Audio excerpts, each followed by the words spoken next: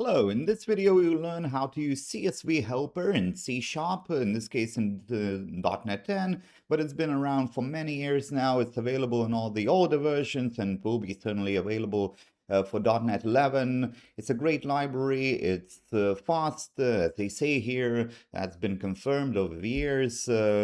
You can also use it on all kinds of devices. It's not, say, Windows specific or any of that stuff. And again, it is quite efficient, and more importantly, perhaps, it is quite easy to use. So let's look at a little example. We'll see how to write, how to read, and how to do a few other things as well. So we need a little sample of the data. We have this test model, nothing very fancy, but we do have an integer, we do have a string, and we do have a date.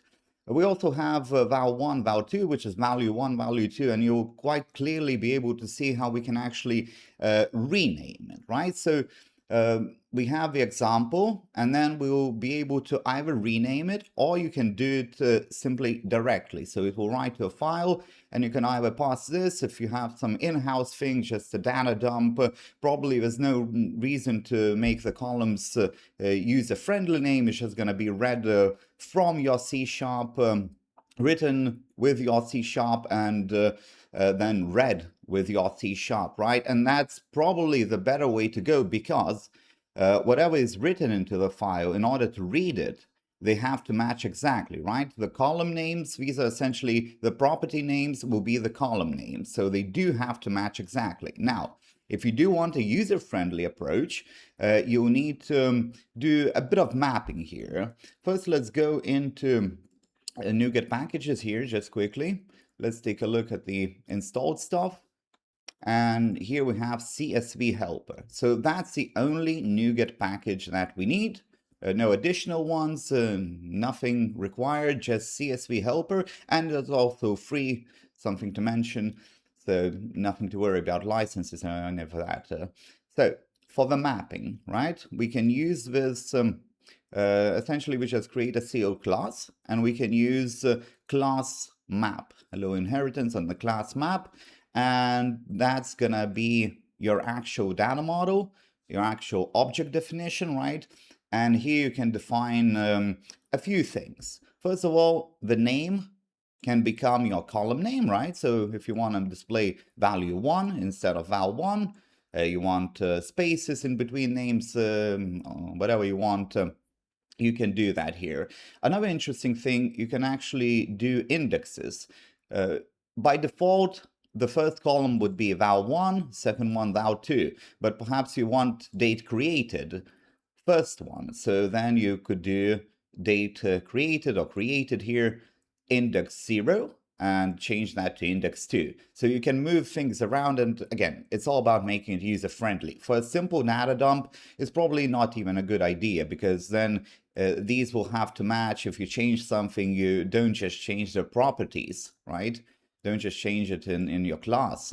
You'll need to also change it in the mapping. So it can cause some versioning problems, something to watch out for. Of course, for user friendliness, you can do the names, the column names, and another very useful thing, you can use TypeConverter, right? For each mapping arrangement, you can use TypeConverter, and you can format the data. Of course, very useful for dates, a few other things as well, but you can certainly do that. And there are a few more advanced cases, but basically this is how you do it. Now, as for the actual writing, we have our test data model, our object, and the final one that we'll be sort of writing here will be this. But let's start from the beginning. Let's go up. We need some kind of a folder path, right? Somewhere to write it. We need a bit of test data, a little list, nothing too fancy here. A file will be just file.csv. And we have an output directory. If it's not, for this example, it's created. And you can find the source code on Patreon. It's a sort of tight little example. Now, for the writers, there's two ways to do it, as I mentioned previously. We set up a writer, the stream writer. So that's your actual stream to the file, or however you get the data. Now, it does need to be a stream writer, but it doesn't have to come from a path, a file path, of course. But you take a stream writer, and then you construct CsvWriter, which actually handles all the writing procedure. It's not essentially another stream or anything like that. It just takes the reference and plays around with that stream, writes all the rows, creates all the column definitions. You can also provide different cultures if you need that, but that's your CSvWriter. And then, very simple, you just need CsvWriter, write records, and you provide your data. Now, if you want to map it, we have that mapper, right? We created that. Now we simply need to register. And you see, we don't provide it as a second parameter in write columns. You do it globally. So you can do mapping and you can keep writing. You can save this globally if you have to repeat the writing procedure or create many different files, many different arrangements, perhaps different data sets, but with the same definition. So you can just register the context and write and write and write to some extent, of course, because let's not forget we have using here. The reason we use using these days, so we don't have to manually dispose. You used to have to manually dispose. And if you're working with older versions, the idea will be pretty much the same, but you have to use write records.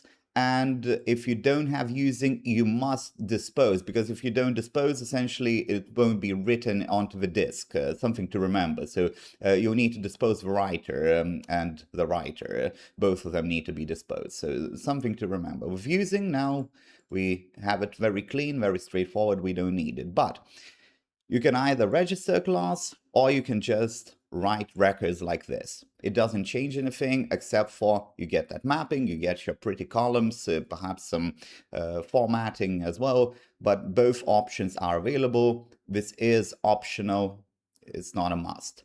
So on to the reading, very similar arrangement as well. We have an output. We create a little variable, right, a little list to which we will put all the data. And then same idea essentially, except for the writer, we now use StreamReader, like that. We provide the file path, which we'll read. It's going to be the same generated path in this example. And then we use CsvReader, not CsvWriter. For reading, we use CsvReader. And then we have reader, that new stream. And then here we get records. Once again, if you want that mapping to apply, you need to provide the mapping arrangement, the class we created, register ClassMap, same as with writer, you use context and register it, and then you use get records and you provide the type. Notice, even though we are using the map, we are not getting the map, list of maps essentially, right? We are getting the actual object definition. So something important to remember, the type is the actual object definition, that class you have, the main one, not the mapping one. And then we can convert a list. Essentially, we can do whatever we want with it at that point. It's just a simple C# list. And then we output it. So very straightforward arrangement. One thing to remember, of course, if you want prettier columns, if you want a bit of formatting, use the register ClassMap, provide that type, create it, simple inheritance, ClassMap, the type of your actual data object, and then you map it, name or whatever else we want, with a few more options here. Type converters and name indexes. Mostly it's going to be an index and name. And again, if you don't need it to be pretty, don't make it pretty, because versioning will be difficult. You need to change the names in both places. You can get very easily distracted with that, and things can go wrong. There's something to remember. And that said, we will conclude this video.